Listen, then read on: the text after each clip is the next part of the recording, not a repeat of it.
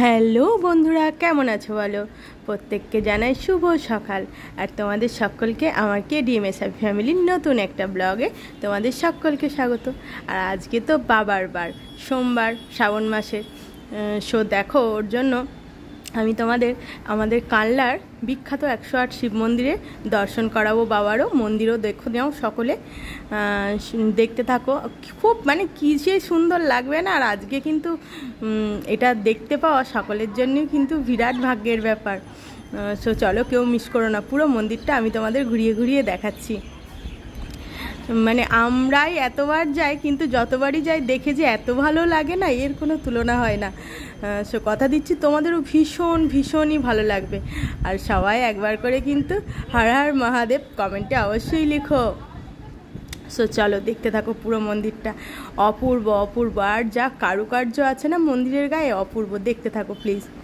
চলো দেখো, আর বেশি কথা বাড়াচ্ছি না, শুধু দেখতে থাকো আর বাবাকে দর্শন করো। আর বাবাকে অনেক অনেক প্রণাম জানিয়ে তোমাদের সব মনস্কামনা পূর্ণ করবে বাবা।